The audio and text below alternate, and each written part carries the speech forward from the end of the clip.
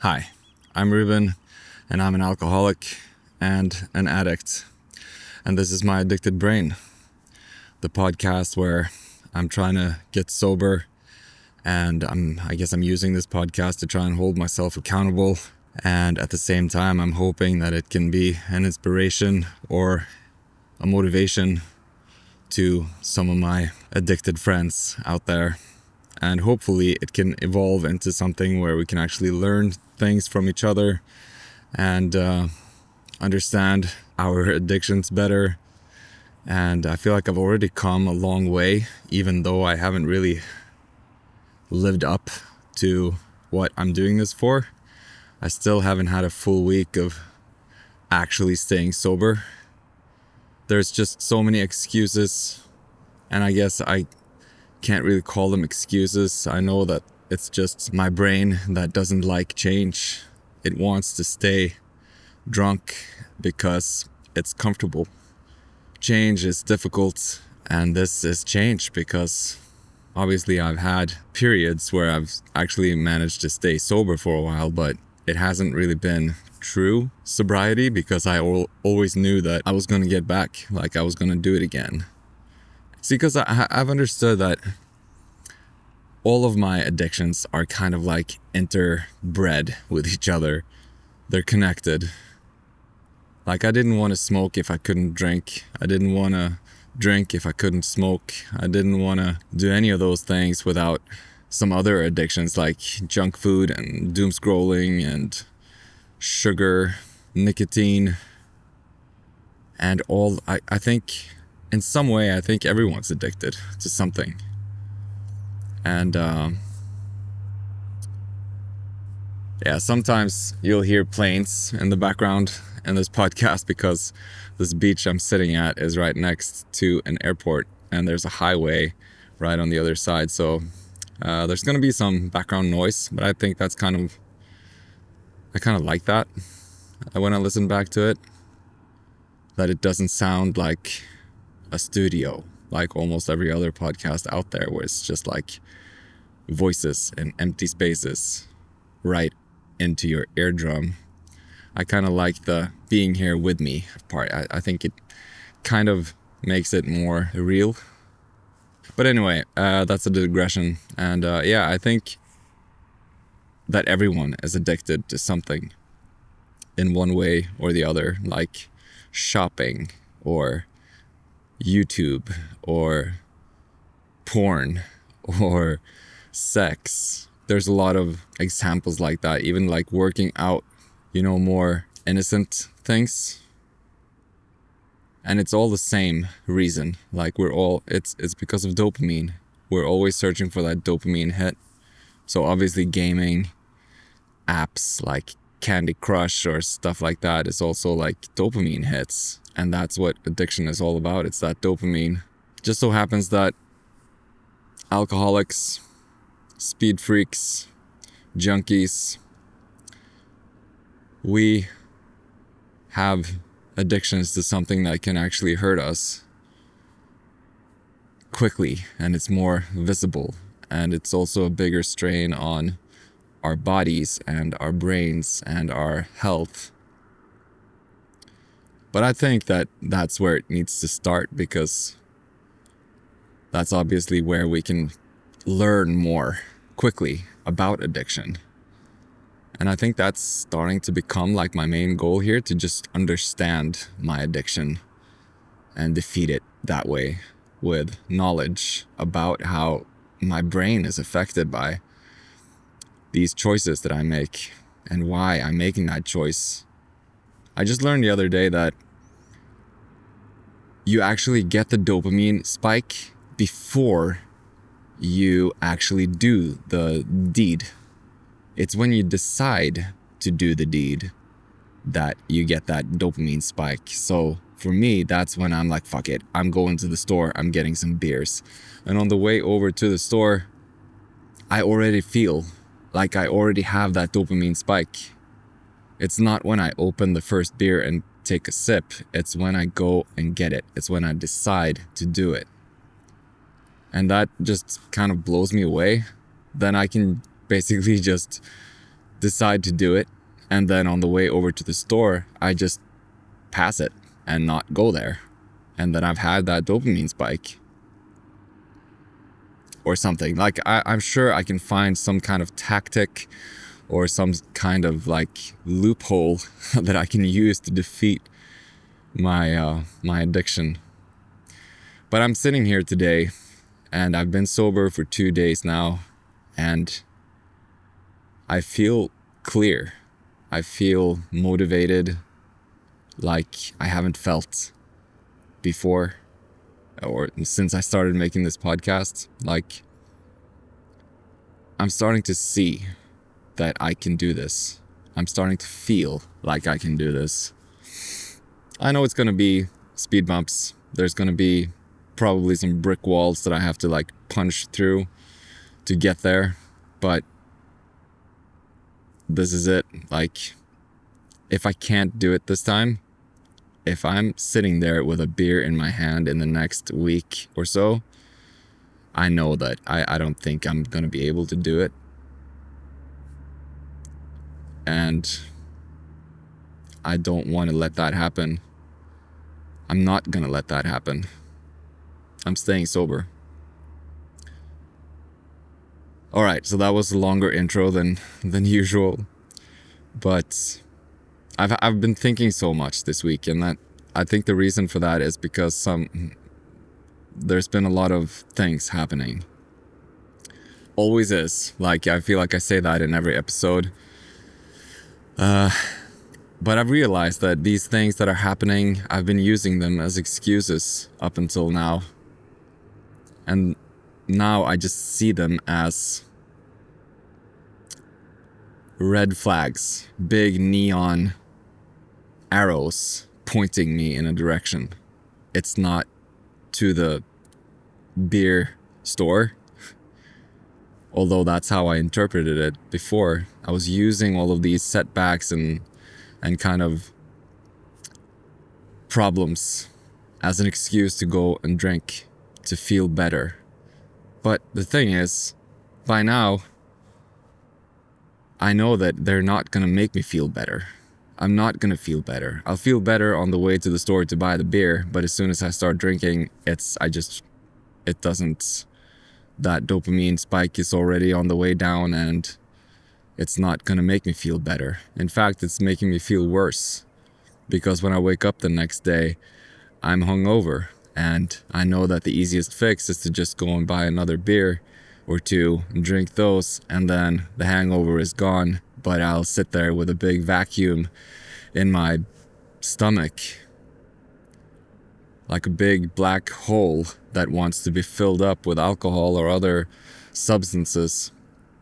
So the easiest way is straight through and just not drink, not smoke, not snort.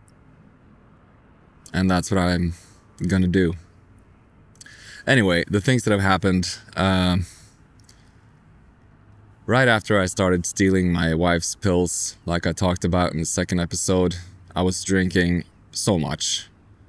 I was drinking probably like 30 beers every weekend, just wasting thousands, not dollars, but Norwegian money. I was wasting thousands on beer. I still have unpaid bills that I need to sort out from January, February, and we're in April now. So I gotta pull my shit together and fix up all of that stuff. But right after I started stealing those pills, I drank a lot, and I was really stupid one day, and I did something that I'm so ashamed and guilt-ridden about right now. I've kind of been hoping that my wife wouldn't find out, but she's found out, of course. Like, big secrets don't stay buried. And it was also a really dumb and stupid mistake that kind of made her find out. And I didn't cheat on her or anything like that, but I guess I cheated her. I broke her trust to a big degree, totally unnecessary, totally uncalled for, and I don't even know why I did it. I really don't. I don't understand why I did it, but, that's what alcohol does to you. It makes you do and say really dumb things. She hasn't left me or anything, but we're definitely gonna have a lot of stuff we have to work through before we can get back to where we were, which is also so dumb because we were finally getting to a place where we just had such a good vibe and chemistry between us. We were I felt like we were back when we first met and we were totally in love and we just liked to hang out and hold hands and be together. And I was so happy about that because we've had some issues over the last 5 years, of course. Every marriage does, but we were finally figuring everything out and we were finally getting to a place where we were happy together and we were both starting our medication journey with our ADHD, and we were so excited to see how that would impact our relationship. And it was so good. And then I just kind of took a big, massive shit all over it. That's how she put it. So that's weighing me down a lot right now. I'm thinking about that. And I'm thinking about how I can make amends, how I can make it better. And I know that's going to be a long haul. It's not an easy fix. That's going to be a year of work to get that trust back, at least, probably even more. So we'll see how that goes. But I definitely know that if it wasn't for alcohol, this never would have happened. So that's a motivation in itself. Although the way I feel about it right now really makes me want to drink. But I can't do that. The other thing that has happened is that it was Easter holiday last week, and I spent it with my parents at their kind of cottage or cabin or vacation home, whatever you want to call it. I was there for 5 days with them, and it was great. It was a nice time. We ate good food, we had a few laughs, and we watched some films, and I did. It just felt good to hang out with my parents for a while. I don't see them that often. But through that whole thing, I realized that my mother is an alcoholic. She drinks way, way more than I thought that she did. I mean, I knew she liked beer and that she has a few beers here and there. But I just saw all of the things that I recognized in myself in her. She was sneaking around with it. She was hiding beers. She's a freaking alcoholic, just like me. When I came there was 40 beers in the cupboard. And I know I drank quite a few of those, but they were all gone after 2 days. And I know I'm pretty sure she had more than me. So, and the funny thing is, I never saw her drink a beer. I had a few beers and with them when we were having dinner and stuff. But I also had a few beers in my room after, everyone called it a night. So I had a few beers they didn't see me drink, and I had quite a few beers that they actually saw me drink. But I didn't see her drink a single beer. And I'm pretty sure she drank more than me, so yeah, that was...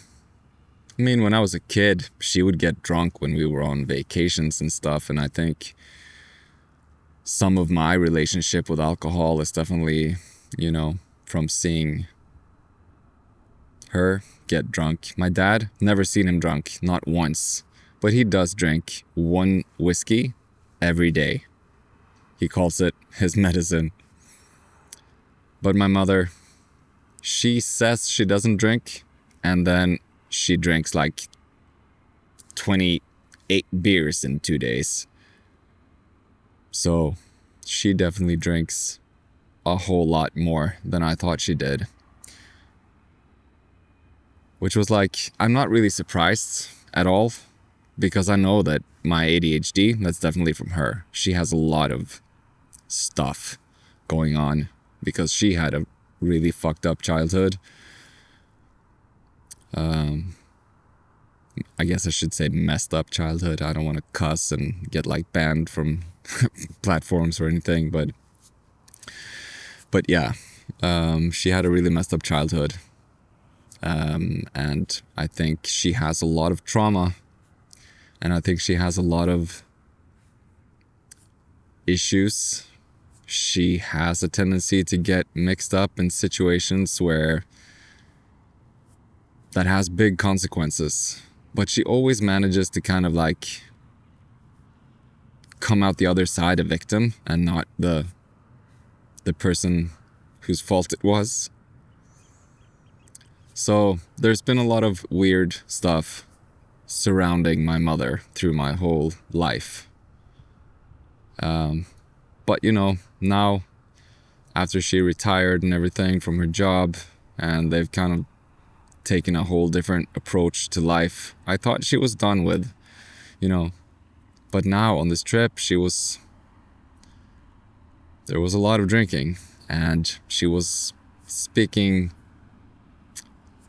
Like, I tried to reach out and like reach her to have like a real personal conversation, and I even tried to tell her about how I'm pretty sure that, because ADHD is genetic. That's what my psychiatrist told me, and it's like you've gotten it from someone, and it's probably one of your parents. And I'm like, okay, that's my mother for sure, because my dad is just the most chill out, laid back, patient guy that you can imagine. Everybody loves him. He's so approachable and so welcoming and so warm and smart, and he's basically my hero. I wish I was half the man that he is. He's just genuinely good person who wants the best for everyone. So while my mother, she just has a lot of anger. She's really easily triggered. She talks about people behind their backs, and then there's just like a bunch of stuff that I see now, that I understand my own thing a lot better, and I see it, like she has it. And I was trying to tell her, I was just trying to be a lot more elegant about the way I told her, but she instantly just deflected and started talking about something else and just steered clear of any, like, if I tried to like maneuver the conversation back towards something deeper and more personal about the trauma she's dealt with and stuff like that, she just started talking about something else associated with something completely different, and then just went off on this rant. And I don't know if she did it on purpose or if that's just how her brain works, but a lot of stuff going on like that this week as well. A lot of stuff for me to process and figure out. But the main thing is that I'm sober on my second day. I feel more motivated than I have felt since I started this podcast, and I can't wait to come back at you in a week and tell you that, holy shit, I've been sober for 8 days. I can see it, like I can envision it, and that's what's gonna happen. So yeah, I'm really looking forward to feeling a lot better. But that's the thing, like I'm feeling pretty good. Like, I'm not feeling that bad right now. I know there's a lot of stuff going on, but inside of me, I feel like I have some new strength, some new juice to do this. Even if my marriage falls apart, even if my mom's an alcoholic, and even if, things doesn't go the way I want them to, like, I feel like I could conquer that. I could stay sober through whatever life threw at me right now. And I'm just hoping that it's not just one of those kind of short peaks of motivation, that I can actually hold on to this and get through this weekend coming up rapidly without drinking.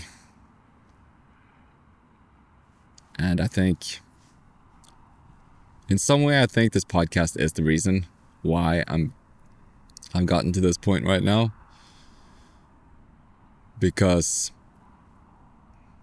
I've been dealing with some stuff, just talking to you guys about it. I've been processing it in this way and kind of forcing myself to look at my own shit objectively, and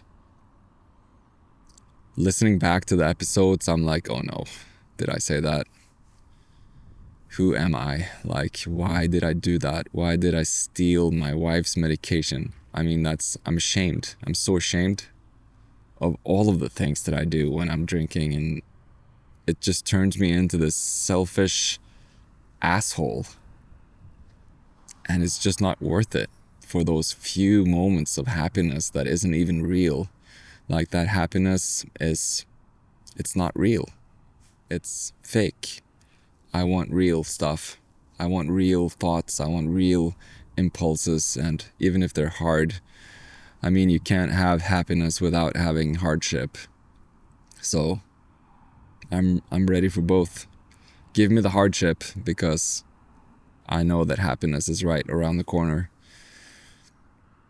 Remember that you're stronger than you think you are, and you can handle whatever life throws at you. And the worse it is, the better the next thing is gonna be. That's been my kind of mantra today. It's hard now, but that's gonna yield happiness tomorrow.